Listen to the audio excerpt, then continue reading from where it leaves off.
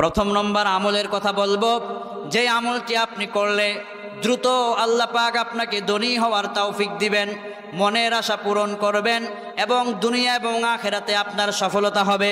দ্বিতীয় নম্বর আমলের কথা বলবো, এমন একটা আমল রয়েছে যে আমলটা আপনি বেশি বেশি করলে মহান আল্লাহ পাক আপনার উপর খুশি হয়ে যাবেন। তিন নম্বরে আমলের কথা বলবো, ওযুর পরে এমন একটি আমল রয়েছে যে আমলটি আপনি করলে আপনি যেদিন ইন্তেকাল করবেন, কবরে চলে যাবেন, আপনার জন্য আল্লাহ রব্বুল আলামিনের 8 জান্নাতের দরওয়াজা খোলা হয়ে যাবে। এরপরে আমরা চতুর্থ নম্বরে আমরা জানবো এমন একটি আমলের কথা। বিশ্বনবী সাল্লাল্লাহু আলাইহি ওয়াসাল্লাম বলেছেন, যদি গুনাহ তার সমুদ্র পরিমাণ হয়, চতুর্থ নম্বর আমলটি করলে তার সমুদ্র পরিমাণ গুনাহ আল্লাহ তাআলা মাফ করে দিবে। পঞ্চম নম্বরে আমরা আমলের কথা বলবো, এই আমলটি যদি কোনো একজন বান্দা করে, সে ব্যক্তি ইন্তেকাল করলে তার কবরের মধ্যে 1 ফোঁটাও আযাব হবে না। আল্লাহু আকবার। এই 5টা আমল আমরা আজকে শুনে বাড়িতে যেতে চাই, ঠিক কিনা বলেন? এই 5টা আমল আমাদের জানার দরকার আছে না নাই? জীবনে তো প্রচুর ওয়াজ শুনলাম, ওয়াজ শোনার পরে যদি আমল করতে না পারি, যদি আখেরাতে কিছু নিয়ে না যেতে পারি, আল্লাহর সামনে আমরা যেদিন দাঁড়ায় যাব, আল্লাহ আমাদেরকে প্রশ্ন করবেন। আল্লাহ বলবেন, 60, 70, 80, 40, 50 বছরের হায়াত আমি তোমাকে দিয়েছিলাম, কি নিয়ে এসেছো তুমি আমার জন্যে? আমার জন্য তুমি কি নিয়ে এসেছো? এই যে শীতের মৌসুমে আমার ভাইয়েরা, যখন আপনার শীত লাগে, গরমের কাপড় আপনি কম্বল লেপ আপনার গায়ের মধ্যে দেন, শীত যেন আপনার কমে যায়, ঠিক কিনা বলেন? আপনি যেদিন কবরে চলে যাবেন, ওই কবরের ভিতরে আপনার কম্বল দিবে কে? এই চিন্তা আপনি কখনো করেছেন কিনা? এই শরীরটা আপনাকে আল্লাহ পাক কত সুন্দর করে বানালেন। হে যুবক, তোমাকে আল্লাহ পাক যৌবনের সৌন্দর্য কতটুকু আল্লাহ তাআলা দান করে দিলেন।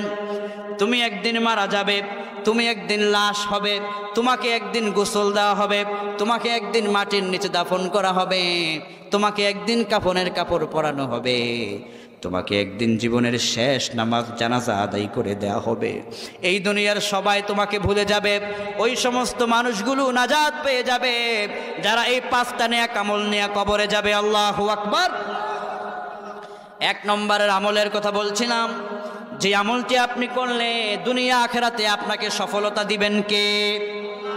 যে আমলটি আমার ভাইয়েরা বুখারীর হাদিস গবেষণা করে দেখলাম, এই আমলটি স্বয়ং বিশ্ব নবীজি অধিক পরিমাণে করতেন। সুবহানাল্লাহ। নবীজি যে আমল করেছেন, এই আমলের মধ্যেই মুক্তি, ঠিক কিনা বলেন? নবীজি যে আমল করেছেন, ওই আমলের মধ্যেই নাজাত। নবীর বাহিরে গেলেই বিপদ আছে না নাই? নবীর পথেই মুক্তি, নবীর পথেই শান্তি, নবীর পথের বাহিরে গেলেই বিপদ। প্রথম নম্বর আমল হলো, বিশ্বনবী সাল্লাল্লাহু আলাইহি ওয়াসাল্লামের এই হাদিসটি বর্ণনা করেছেন হযরত আনাস রাদিয়াল্লাহু তাআলা আনহু, সহিহ বুখারী 2য় খণ্ড কিতাবুদ দাওয়াতের হাদিস। আল্লাহর হাবিব সাল্লাল্লাহু আলাইহি ওয়াসাল্লামের হাদিস বর্ণনা করেছেন হযরত আনাস রাদিয়াল্লাহু তাআলা আনহু, আন আনাস রাদিয়াল্লাহু আনহু قال كان أكثر دعاء النبي صلى الله عليه وسلم اللهم ربنا آتنا في الدنيا حسنة وفي الآخرة حسنة وقنا عذاب النار। পারি তো আমরা সবাই? পড়ি আমরা, اللهم ربنا آتنا في الدنيا حسنة وفي الآخرة حسنة وقنا عذاب النار। হযরত আনাস রাদিয়াল্লাহু তাআলা আনহু বলছেন, আমি বিশ্বনবীর দরবারে 10 বছর খেদমত করেছি।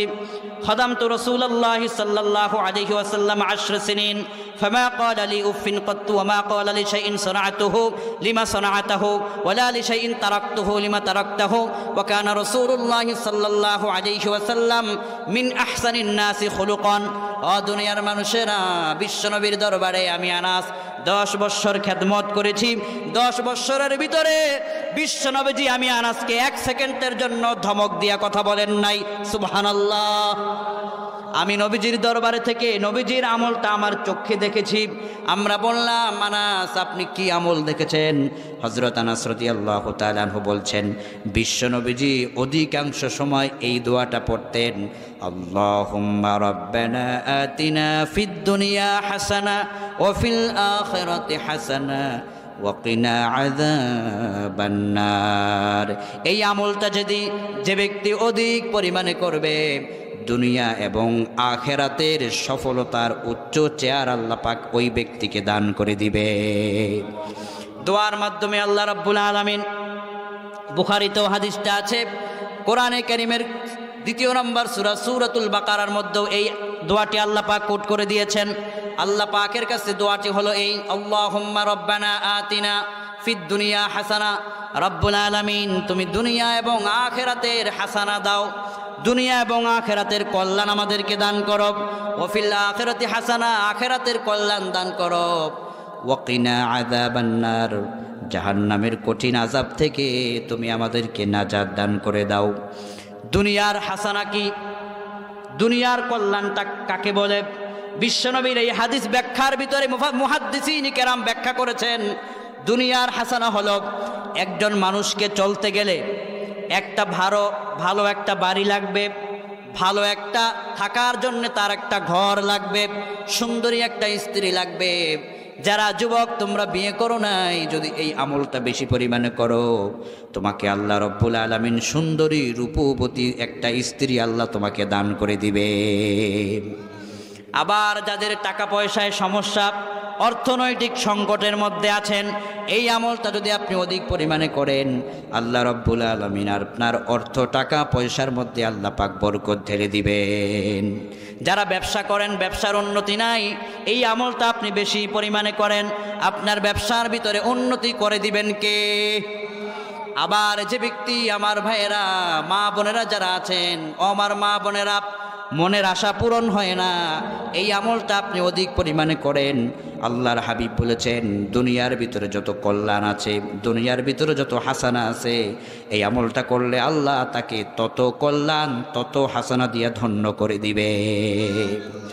এরপরে হচ্ছে ওয়াকিনা আযাবান নার। এই দোয়ার শেষের দিকে রয়েছে, আল্লাহ জাহান্নামের কঠিন ভয়াবহ আযাব থেকে তুমি আমাদেরকে নাজাত দাও। এই দোয়াটা যে ব্যক্তি বেশি বেশি করে পড়বে, আল্লাহ পাক জাহান্নামের আযাব থেকে ওই বান্দাকে নাজাত দান করে দিবে। জাহান্নামের ভয়াবহ আযাব, জাহান্নামের কঠিন আযাব, কবরের ভয়াবহ আযাব আমরা কেউ সহ্য করতে পারবো না, ঠিক কিনা বলেন? একদিন মাটির ভিতরে হবে ঘর, রে মন আমার কেন বান্ধ দালান ঘর, রে মন আমার কেন বান্ধ দালান ঘর। প্রাণ পাখি উড়ে যাবে পিঞ্জর ছেড়ে, ধরা ধামে সবই রবে, ও তুমি যাবে চলে। প্রাণ পাখি উড়ে যাবে পিঞ্জর ছেড়ে, ধরা ধামে সবই রবে, ও তুমি যাবে চলে। ও তোমার বন্ধু বান্ধব যত, মাতা পিতা দ্বারা শত, ও তোমার বন্ধু বান্ধব যত, মাতা পিতা দ্বারা শত, সকলেই হবে তোমার পর, রে মন আমার কেন বান্ধ দালান ঘর, রে মন আমার কেন বান্ধ দালান ঘর। একদিন মাটির ভিতরে হবে ঘর, রে মন আমার কেন বান্ধ দালান ঘর, রে মন আমার কেন বান্ধ দালান ঘর। ঠিক কিনা বলেন? এই দোয়াটা আপনি যত বেশি পড়বেন, আহারে দুনিয়ার ভিতরে আপনি গরিব হতে পারেন, এই আমলটা যারা বেশি বেশি করে করবে, লোকটা গরিব হলেও কবরে গেলে আল্লাহ পাক জান্নাতের মেহমান করে কবরের আযাব থেকে বাঁচায়া তাকে ধনী বানায়া দিবেন। এই জন্য প্রথম নম্বর আমল হলো বেশি বেশি পরিমাণে আমরা দোয়াটা কি পড়ব? আল্লাহুম্মা রাব্বানা আতিনা ফিদ দুনিয়া হাসানা ওয়া ফিল আখিরাতি হাসানাতাও ওয়া কিনা আযাবান নার। এই দোয়াটা আমরা পড়লে কি হবে?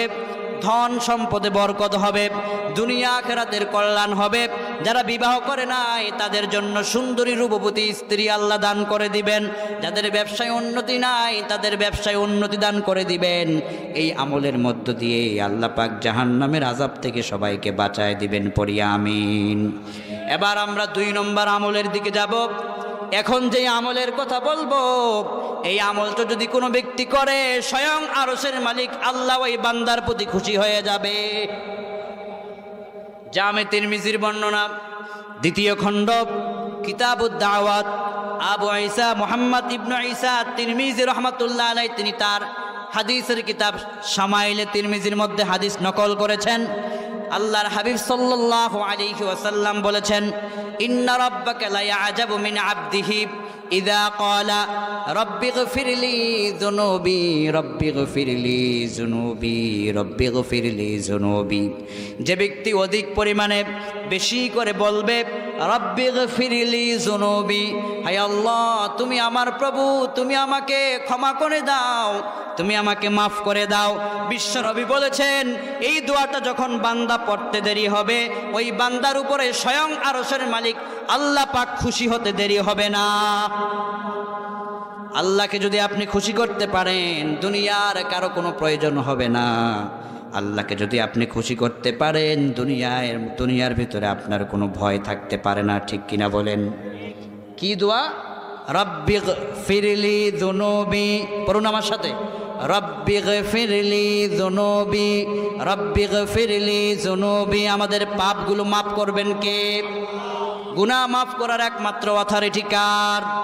আহারে জীবনে কত গুনাহ করেছেন, কত অন্যায় করেছেন। চোখটা বন্ধ করে দেখেন তো, চোখটা বন্ধ করে দেখেন তো, আপনার যদি 40 বছর হায়াত হয়ে থাকে, হে যুবক তোমার যদি 20 বছর হায়াত হয়ে থাকে, একটুক্ষণ গবেষণা করে তুমি দেখো 20 বছর হায়াতের ভিতরে আমল তুমি বেশি করেছো নাকি গুনাহ তুমি বেশি করেছো?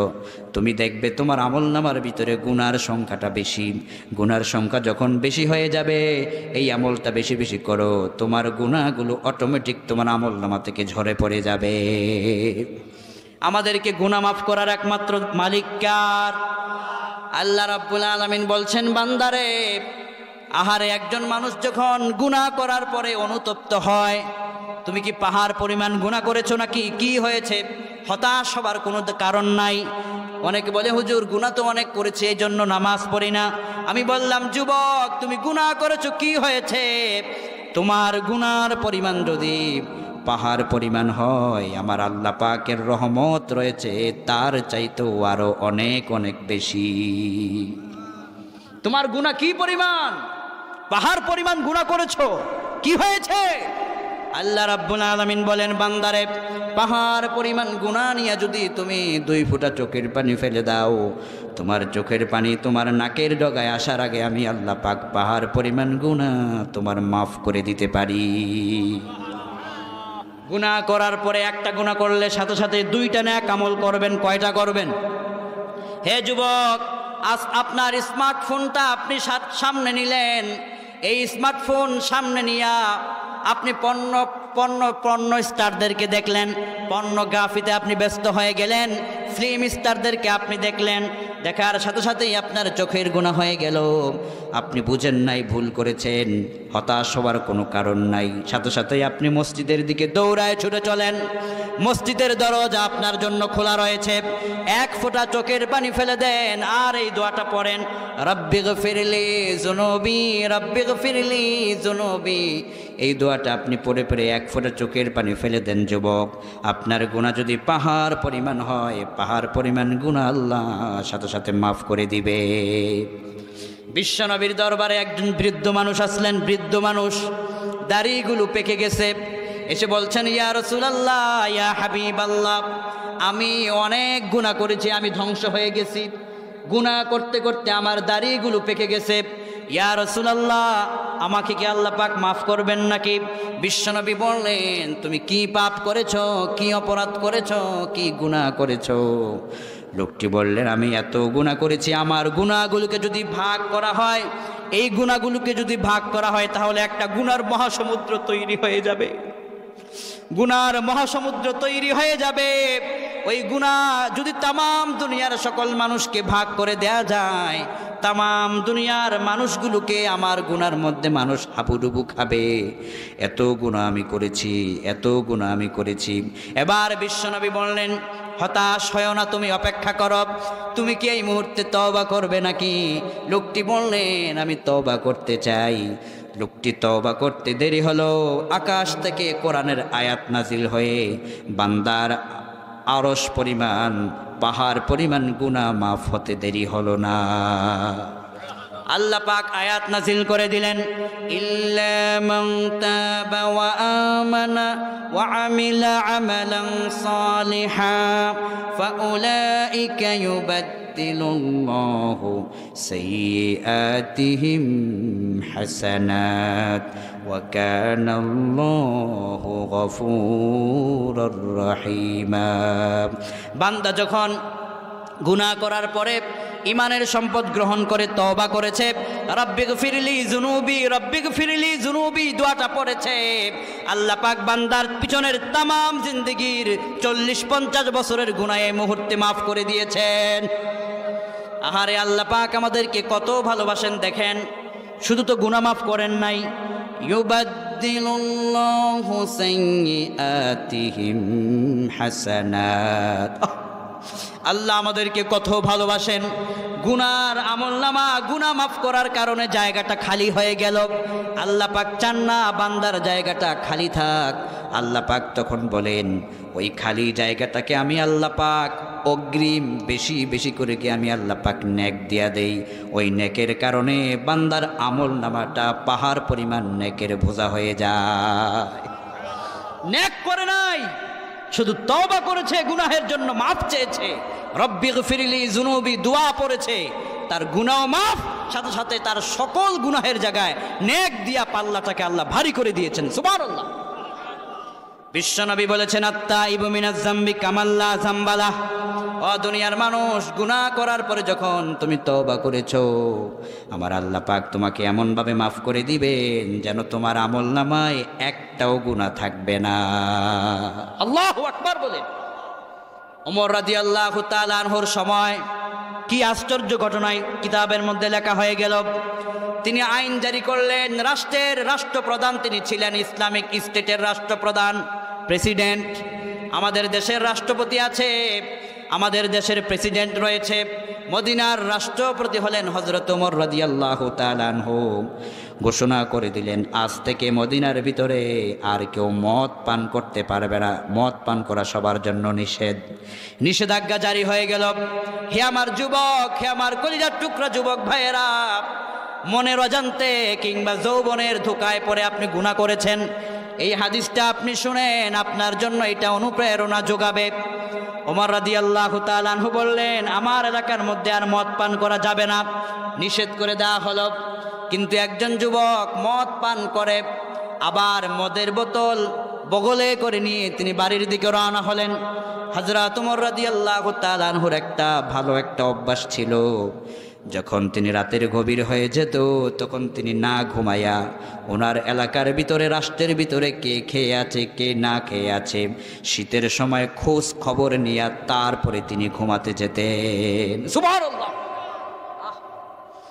কেমন করে তিনি রাতের বেলায় ঘুরতেন অলিতে গলিতে, কে খেয়ে আছে কে না খেয়ে আছে, কার পরনে একটা শীতের কাপড় নাই। ওমর রাদিয়াল্লাহু তাআলা আনহু খবর নিতেন, খোঁজ নিতেন, খবর নিতেন, খবর রাখতেন। যদি দেখতেন কোনো একজন বাড়ির ভিতরে অসহায় দরিদ্র মানুষ, ওমর প্রেসিডেন্ট নিজে বাজার থেকে গিয়া নিজ হাতে বাজার করে তারপরে তাদের ঘরে বাজারে পৌঁছায় দিতেন। সুবহানাল্লাহ। আমার দেশে এমন রাষ্ট্র কি গোটা দুনিয়াব্যাপী গোটা পৃথিবী কিয়ামত পর্যন্ত চেষ্টা করলেও এমন রাষ্ট্রপ্রধান উপহার দিতে কেউ পারবে না, ঠিক কিনা বলেন? যদি আমার দেশে এমন রাষ্ট্রপ্রধান থাকতো, ঢাকা শহরের অলিতে গলিতে মানুষ না খেয়ে মরত না। ওমর রাদিয়াল্লাহু তাআলা আনহু হঠাৎ করে দেখলেন একজন যুবক সামনের দিকে আসতেছে। ওমর রাদিয়াল্লাহু তাআলা আনহু তার সামনে গেলেন। লোকটি দূর থেকে দেখে চিনতে পারলেন এটা আমার রাষ্ট্রের প্রেসিডেন্ট। ওমর বললেন, তুমি কে? বলল, আমিরুল মুমিনিন, আমি অমুকের ছেলে অমুক। এবার হযরত ওমর রাদিয়াল্লাহু তাআলা আনহু বললেন, তোমার বগলে এটা কি? ওর বগলের ভিতরে মদ ছিল।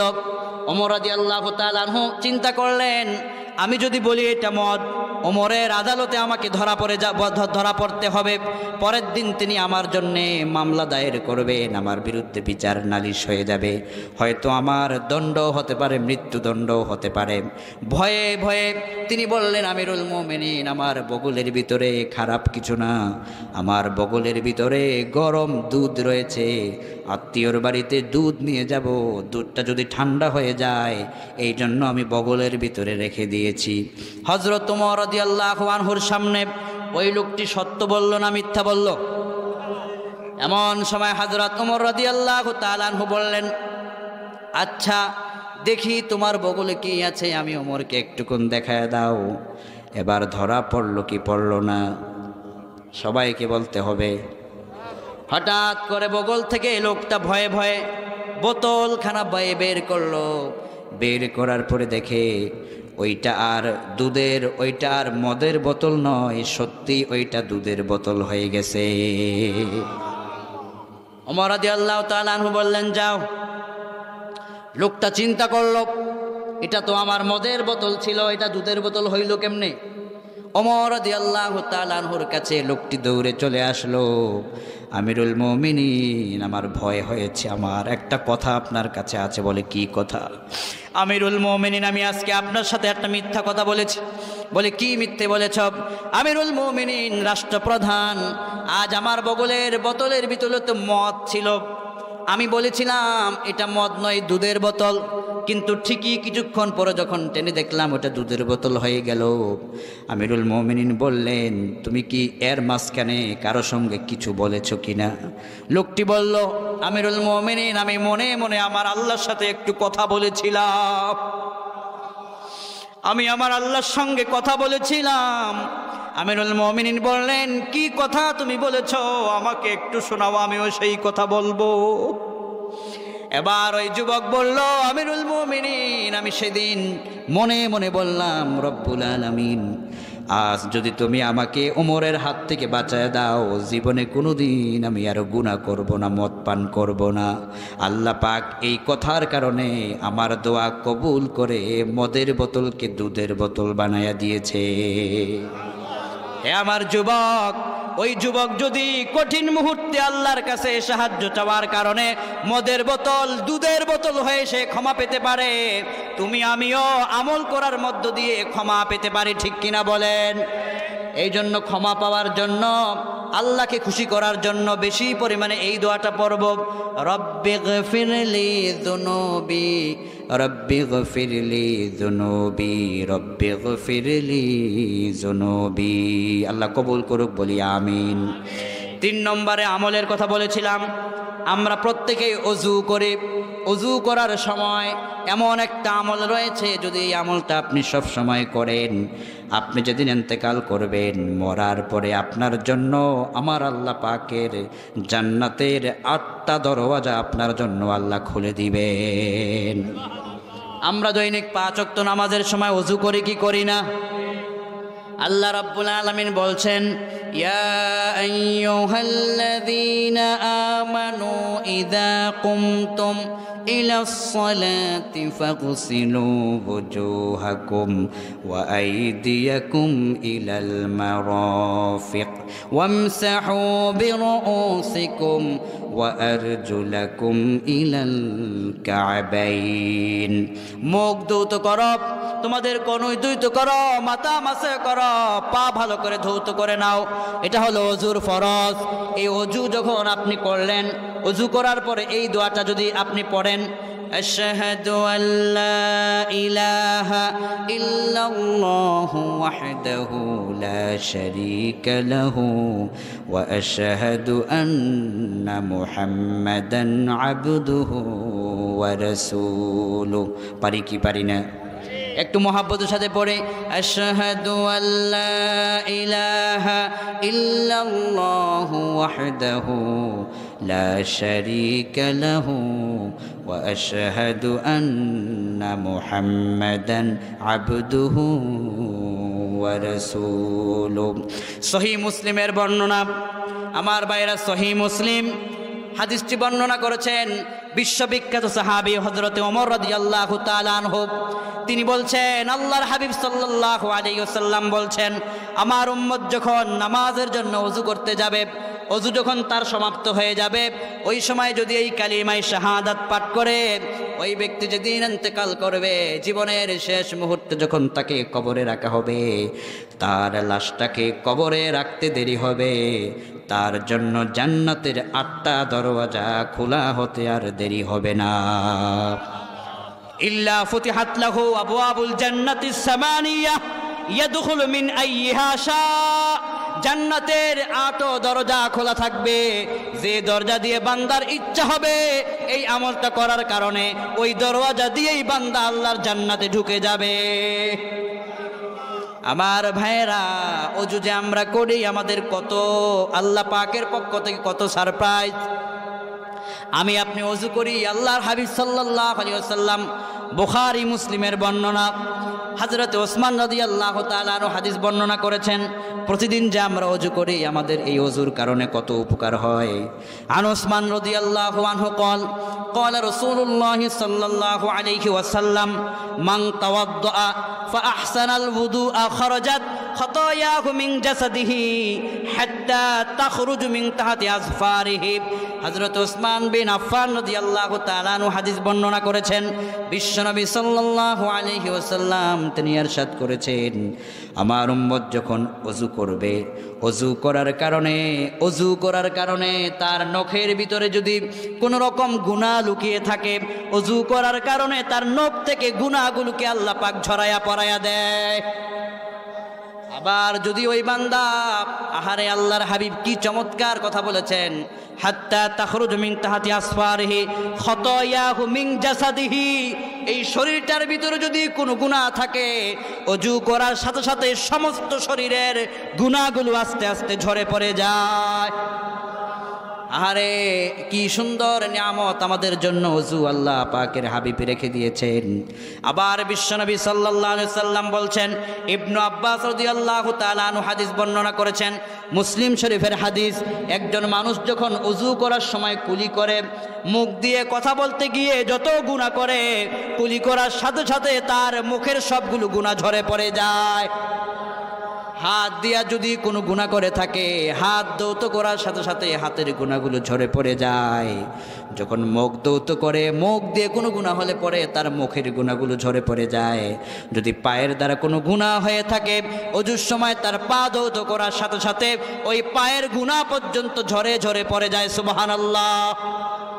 শুধু এখানেই শেষ নয় আমার ভাইয়েরা, হযরতে আবু যর গিফারি রাদিয়াল্লাহু তাআলা আনহু হাদিস বর্ণনা করেছেন, মুসনাদে আহমদের বর্ণনা। তিনি বলছেন, একদিন আমি আমার রাসূলের সঙ্গে সফরে বের হওয়ার জন্য আমার সৌভাগ্য হয়ে গেল। ইতিমধ্যে বিশ্বনবী সাল্লাল্লাহু আলাইহি ওয়াসাল্লামকে আমি দেখলাম একটা গাছের নিকটে তিনি গেলেন।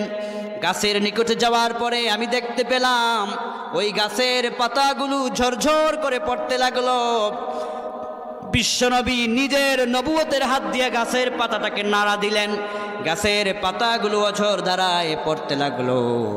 এমন সময় বিশ্বনবী বললেন, ইয়া আবা যার। আমি বললাম, লাব্বাইকা ইয়া রাসূলুল্লাহ সাল্লাল্লাহু আলাইহি ওয়াসাল্লাম। ইয়া রাসূলুল্লাহ, আমি আপনার খিদমতে উপস্থিত। বিশ্বনবী সেদিন বললেন, আবু যর শোনো, তুমি এদিকে আসো। এই যে গাছের ডালা ধরে আমি নাড়া দিলাম, তুমি কি দেখেছো নাকি? সাহাবী বললেন, ইয়া রাসূলুল্লাহ, আমি দেখেছি। বিশ্বনবী বললেন, পাতাগুলো পড়তে তুমি দেখেছো নাকি? সাহাবী বললেন, হুজুর আমি দেখেছি। এবার নবীজি বললেন, দুনিয়ার ভিতরে আমার উম্মতদেরকে তোমরা সুসংবাদ দিয়ে দাও। হযরত আবু যর রাদিয়াল্লাহু তাআলা আনহু বললেন, কি সুসংবাদ? এবার আমাদের প্রিয় রাসূল বললেন, যারা দৈনিক 5 ওয়াক্ত নামাজের ভিতরে যাবে, ওই গাছের পাতা ধরে নাড়া দেওয়ার কারণে যেভাবে করে গাছের পাতাগুলো ঝরঝর করে পড়ে গেল, আমার উম্মত নামাজে দাঁড়াতে দেরি হবে, আমল নামা থেকে গুনাহগুলো ঝরে পড়তে আর 1 সেকেন্ডও দেরি হবে না। আবার বিশ্বনবী বললেন, তোমাদের বাড়ির পাশে যদি কোনো একটা নহর থাকে, ঝর্ণা যদি থাকে, ওই ঝর্ণার ভিতরে যদি দৈনিক কেউ 5 বার গোসল করে, শরীরে কোনো ময়লা থাকতে পারে নাকি? সাহাবাই কেরাম বললেন, না, কোনো ময়লা থাকতে পারে না। বিশ্বনবী বললেন, কোনো একজন বান্দা যদি দৈনিক 5 ওয়াক্ত নামাজ পড়ে, 5 ওয়াক্ত নামাজ পড়ার কারণে, অজু করার কারণে, অজুর পরে কালিমায়ে শাহাদাত পড়ার কারণে তার তামাম সারা 24 ঘন্টার গুনাহগুলো ঝরে ঝরে পড়ে যায়। এই জন্য আমরা ওযু শেষে এই আমলটা করব, কালিমায়ে শাহাদাত। এই আমলটা আমরা করলে পরে জান্নাতের 8 দরওয়াজা আপনার জন্য রেডি হয়ে যাবে। সুবহানাল্লাহ। কালিমায়ে শাহাদাত পারি তো সবাই? এই আমলটা ওযু শেষে আমরা করার চেষ্টা করব, বলুন ইনশাআল্লাহ। এরপরে 4 নম্বর আমল, আপনি যদি বলেন, হুজুর আমার গুনাহ তো সমুদ্র পরিমাণ হয়ে গেছে, আপনার এই প্রশ্নের জবাব সহিহ বুখারী 2য় খণ্ডের ভিতরে দেওয়া হয়েছে। কোনো একজন মানুষ যদি সমুদ্র পরিমাণ গুনাহ নিয়া এই আমলটা যদি দৈনিক 100 বার করতে পারে, তার গুনাহ সমুদ্র পরিমাণ থাকলেও আল্লাহ পাক তার গুনাহ মাফ করে দিবে। সহিহ বুখারী 2য় খণ্ড কিতাবুদ দাওয়াত, আবু হুরায়রা রাদিয়াল্লাহু তাআলা আনহু হাদিস বর্ণনা করেছেন। আন আবি হুরায়রা রাদিয়াল্লাহু আনহু قال قال رسول الله صلى الله عليه وسلم من قال سبحان الله وبحمده في يوم 100 مرة حطت خطاياه وإن كانت مثل زبد البحر। হযরত আবু হুরায়রা রাদিয়াল্লাহু তাআলা আনহু হাদিস বর্ণনা করেছেন, বিশ্বনবী সাল্লাল্লাহু আলাইহি ওয়াসাল্লাম বলেছেন, কোনো একজন মানুষ যদি দৈনিক 100 বার, কতবার? সবাইকে বলতে হবে কতবার? দৈনিক যদি 100 বার সুবহানাল্লাহি ওয়া বিহামদিহি এই আমলটুকুন করে, তার গুনাহ যদি সমুদ্রের ফেনার চাইতেও বেশি হয়, আমল করার সাথে সাথে আমল নামা থেকে তার গুনাহ ঝরে পড়ে যাবে। কোন দোয়া? সুবহানাল্লাহি ওয়া বিহামদিহি, সুবহানাল্লাহি ওয়া বিহামদিহি, সুবহানাল্লাহি ওয়া বিহামদিহি। প্রশংসা কার? পবিত্রতা বর্ণনা করলাম কার? আহারে আমার ভাইয়েরা, আপনি অবাক হয়ে যাবেন, আমরা দৈনিক 100 বার এই আমলটা করি, অথচ কোটি কোটি বার ওই গাছের পাখিগুলো আল্লাহর এই পবিত্র নামের তাসবিহ পাঠ করে। কোরআনে কারীম আপনি খুলুন, আল্লাহ রাব্বুল আলামিন বলছেন, সাব্বাহা লিল্লাহি মা ফিস সামাওয়াতি ওয়া মা ফিল আরদ ওয়া হুয়াল আজিজুল হাকীম। আসমানে যা আছে, জমিনে যা আছে, গোটা দুনিয়াতে যা আছে, পানিতে যা আছে, গাছের ভিতরে ছোট্ট ছোট্ট বাসার ভিতরে অনেক পাখি আছে না নাই? আল্লাহ পাক কোরআনের ভিতরে কি স্পষ্ট বক্তব্য দিয়েছেন, গাছের ভিতরে ছোট্ট ছোট্ট বাসার ভিতরে ওই পাখিগুলো যখন কিচিরমিচিরি ডাকে, পাখি কিচিরমিচিরি করে না, আল্লাহর সুবহানাল্লাহ নামের পবিত্র নামের তাসবিহ পাঠ করে। আল্লাহু আকবার বলেন। আবার তোমার ওই সমুদ্রের ভিতরে যত প্রাণীগুলো আছে তুমি দেখতে পারো, ওই প্রাণীগুলো আল্লাহ পাকের পবিত্র নামের সুবহানাল্লাহর তাসবিহ পাঠ করে। আসমানে যত আছে, জমিনে যত আছে। এরপরে আবার আল্লাহ পাক কোরআনের ভিতরে বলছেন, আলাম তারা আন্নাল্লাহা ইউসাব্বিহু লাহু মান ফিস সামাওয়াতি ওয়াল আরদ والطير صافات كل قد علم صلاته وتسبيحه। আল্লাহ পাক বলছেন, তোমরা কি তাকায় দেখো না, ওই যে পাখিগুলো আকাশের ভিতরে উড়ে উড়ে যায়, ওই পাখিটা উড়ে উড়ে আমার আল্লাহ পাকের পবিত্র নামের তাসবিহ পাঠ করে, আল্লাহ পাক স্বয়ং শুনতে পান। কিন্তু তোমরা দেখো না, তোমরা জানো না, তোমরা বুঝো না। ফজরের নামাজের সময় আজান হওয়ার আগেই দেখবেন গাছের ডালে ডালে পাখিগুলো ডাকতে থাকে, ঠিক কিনা বলেন? আহারে কি সুন্দর করে ফজরের সময় কুহু কুহু করে ওই পাখির কণ্ঠের ভিতরে কণ্ঠ ভেসে ওঠে। ওই পাখি কুহু কুহু করে না, তোমার আমার আল্লাহর পবিত্র নামের তাসবিহ পাঠ করে। এরপরে আল্লাহ রাব্বুল আলামিনকে আমরা বললাম, আল্লাহ আপনার তাসবিহ তো আমরা পড়ব, এই দোয়াটা দৈনিক সুবহানাল্লাহি ওয়া বিহামদি 100 বার পড়ব, আর আপনাকে আর কেউ তাসবিহ পাঠ করে নাকি? আল্লাহ পাক বললেন, ও দুনিয়ার মানুষেরা, চন্দ্র সূর্য পর্যন্ত আমি আল্লাহ পাকের পবিত্র দরবারে সিজদায় লুটে পড়ে যায়। আল্লাহু আকবার। আমরা বললাম সেটা কোথায় আছে? আল্লাহ পাক বললেন কোরআনের ভিতরে আছে। আমরা বললাম কোরআনের কোথায় আছে? আল্লাহ পাক বললেন তোমরা সূরাতুর রহমানের দিকে তাকাও। আমার ভাইয়েরা, অথেন্টিক বর্ণনা, প্রতিটা কথার পিছনে আমার কোরআনের আয়াতের দলিল থাকে। সূরাতুর রহমানের মধ্যে আল্লাহ পাক সেই কথাটি কোট করে দিয়েছেন, আর রহমান। মাশাআল্লাহ, সুন্দর, আপনারা তো পারেন, অনেক আলেম আছেন, পড়েন আমার সাথে।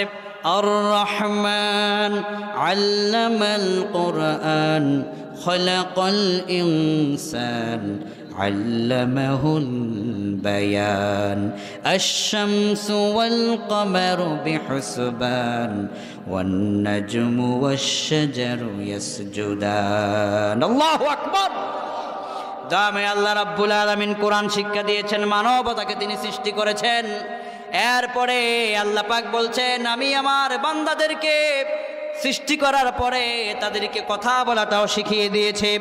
ও দুনিয়ার মানুষ, তোমরা যদি একটুকুন লক্ষ্য করে দেখো, আশ-শামসু ওয়াল কমারু বিহুসবান, চন্দ্র সূর্য আল্লাহ পাকের হিসাব মতো চলে।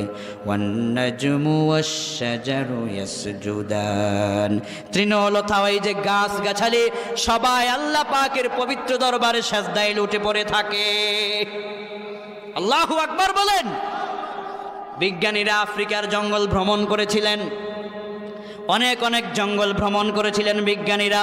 জঙ্গল ভ্রমণ করতে গিয়ে তারা চোখে দেখতে পেরেছেন গাছগুলো যেন নত হয়ে সেজদার মতো হয়ে আল্লাহ পাকের পবিত্র দরবারে সেজদায় লুটে পড়ে আছে। আল্লাহু আকবার বলেন। আমার আল্লাহর পবিত্রতা বর্ণনা করে সবাই, আমার আল্লাহ পাকের মহিমা বর্ণনা করে সবাই। এই জন্য আমরাও সুবহানাল্লাহি ওয়া বিহামদি, তার পবিত্রতা বর্ণনা করব তার প্রশংসার সাথে। এই দোয়াটা দৈনিক 100 বার। কতবার? এই দোয়াটা দৈনিক 100 বার যে ব্যক্তি বলবে, হুত্তাত খতায়াহু ওয়া ইন কানাত মিসলা জাবাদিল বাহার, যদি তার গুনাহ সমুদ্র পরিমাণ হয়ে যায়, সাথে সাথে আমলনামা থেকে তার গুনাহগুলো আল্লাহ পাক ঝরায়া পড়ায়া দিবেন। এরপরে আমরা পঞ্চম নম্বর আমলটা যদি আপনি করতে পারেন, মরার পরে এই আমল করার কারণে আপনার কবরে এক ফোঁটাও আযাব হবে না। সুবহানাল্লাহ। এই আমলটা আমাদের সবার দরকার আছে না নাই? আমাদেরকে তো একদিন মরতে হবে, ঠিক কিনা বলেন?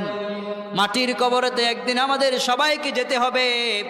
কত মানুষের জানাজার নামাজ পড়লাম, একদিন আমাদের জানাজার নামাজ মানুষেরা পড়বে, ঠিক কিনা বলেন? কত জানাজার পড়েছি নামাজ, দিয়েছি কত দাফন, কত জানাজার পড়েছি নামাজ, দিয়েছি কত দাফন, কোথায় যেন আছে আমারও তৈরি সাদা কাফন, জানাজার পড়েছি নামাজ, দিয়েছি কত দাফন, কত জানাজার পড়েছি নামাজ, দিয়েছি কত দাফন। আমার তরি বাধায় আছে কোন শেখে আঘাটে, কোন মসজিদে এলান হবে সোয়াবে শেষ খাটে, আমার তরি বাধায় আছে কোন শেখে আঘাটে, কোন মসজিদে এলান হবে সোয়াবে শেষ খাটে, কখন কোথায় করবে দাফন আমাকে স্বজন, জানাজার পড়েছি নামাজ, দিয়েছি কত দাফন, কত জানাজার পড়েছি নামাজ, দিয়েছি কত দাফন। ঠিক কিনা বলেন? একদিন আমার জানাজা হবে, কবরে রাখা হবে। বিশ্বনবী বললেন এই আমলটা যদি তোমরা করো হে যুবক, এক ফোঁটাও কবরে আযাব হবে না। বিশ্বনবীর হাদিস। আমরা বললাম সেটা কোন আমল? বিশ্বনবী বললেন আমি আমার পবিত্র জবানে তোমাদেরকে বলে দিয়েছি। সহিহ জামে তিরমিজির বর্ণনা, আল্লাহর হাবিব এর হাদিসটি বর্ণনা করেছেন হযরত আবু হুরায়রা রাদিয়াল্লাহু তাআলা আনহু। عن أبي هريرة عن النبي صلى الله عليه وسلم قال إن سورة من القرآن 30 آية। ও দুনিয়ার মানুষেরা, কোরআনের ভিতরে এমন একটি সূরা আছে যেই সূরাটিতে আল্লাহ পাক 30 খানা আয়াত দিয়েছেন। কয়খানা আয়াত? আমরা বললাম সেটা আবার কোন সূরা? বিশ্বনবী বললেন হিয়া সূরাতু তাবারাকাল্লাযী বিয়াদিহিল মুলক। তো সূরাতুল মুলক যদি কোনো ব্যক্তি কন্টিনিউ সব সময় প্রতিদিন একবার করে রাতে পাঠ করতে পারে, ওই ব্যক্তি যেদিন ইন্তেকাল করবে তার কবরের ভিতরে এক ফোঁটাও আযাব হবে না। এই হাদিসটার সমর্থনে জামে তিরমিজির ভিতরে ইবনে আব্বাস রাদিয়াল্লাহু তাআলা আনহু আরেকটি হাদিস নকল করেছেন। কি চমৎকার একটা কবরের ঘটনা বর্ণিত হয়েছে। একদিন আল্লাহর হাবিবের একজন সাহাবী তিনি তাবু গাড়লেন। তাবু গাড়তে গিয়ে তিনি কবরের উপরে তিনি তার তাবুকে তিনি গেড়ে দিলেন। তিনি জানতেন না যে ওই জায়গাটা কবর। হঠাৎ করে তাবুর ভিতর তিনি আরাম করতেছিলেন। হঠাৎ করে অলৌকিকভাবে কবরের পাশ থেকে আল্লাহর কোরআনে কারীম তেলাওয়াতের আওয়াজ তিনি শুনতে পেলেন। কোরআনের অলৌকিক আওয়াজ তিনি শুনতে পেলেন।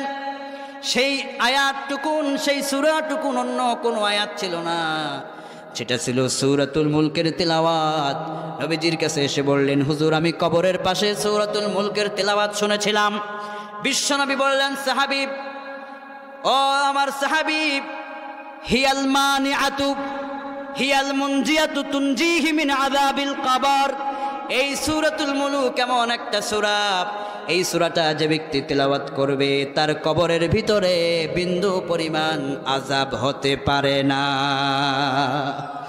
যদি আপনি প্রতিদিন রাতে এই সূরাটুকু আপনি তেলাওয়াত করেন, যেদিন আপনি মরে যাবেন কবরের ভিতরে আপনার লাশটা রাখা হবে।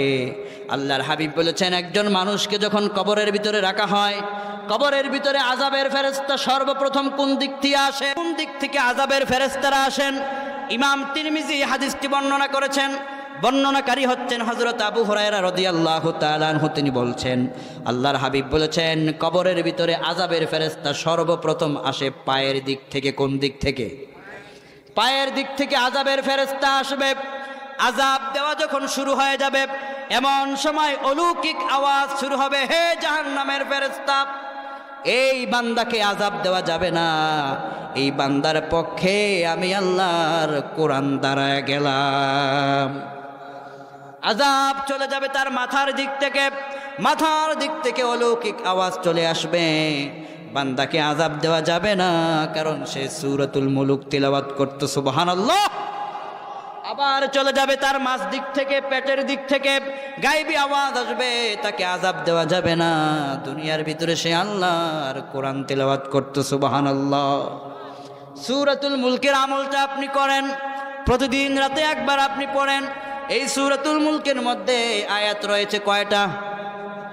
30টা মাত্র আয়াত। আমি আপনাদেরকে একটুকুন পড়ে শোনায় দেই। আল্লাহ পাক যেন এই আয়াতের আমলের বরকত প্রত্যেকের সিনায় নাজিল করে পড়ি আমিন। তাবারাকাল্লাযী বিয়াদিহিল মুলকু ওয়া হুয়া আলা কুল্লি শাইইন কাদির الذي خلق الموت والحياة ليبلوكم أيكم أحسن عملا وهو العزيز الغفور الذي خلق 7 سماوات طباقا ما ترى في خلق الرحمن من تفاوت فارجع البصر هل ترى من فطور ثم ارجع البصر كرتين ينقلب إليك البصر خاسئا وهو حسير ولقد زينا السماء الدنيا بمصابيح وجعلناها رجوما للشياطين وأعتدنا لهم عذاب السعير وللذين كفروا بربهم عذاب جهنم وبئس المصير إذا ألقوا فيها سمعوا لها شهيقا وهي تفور تكاد تميز من الغيظ كلما ألقي فيها فوج سألهم خزنتها ألم يأتكم نذير الله أكبر বলেন এই সূরাটা আপনি দৈনিক কয়বার পড়বেন রাতের ভিতরে একবার পড়বেন আল্লাহ পাক আপনার কবরের ভিতরে এক ফোঁটা পরিমাণ আযাব হবে না সুবহানাল্লাহ আমার ভাইরা এই সূরাটা কোরআন কারীমের 29 নম্বর পারার 1 নম্বর পৃষ্ঠার ভিতরে আপনি পেয়ে যাবেন এই আমলটা আমরা সব সময় কন্টিনিউ করব আল্লাহ তৌফিক দান করুক বলি আমিন।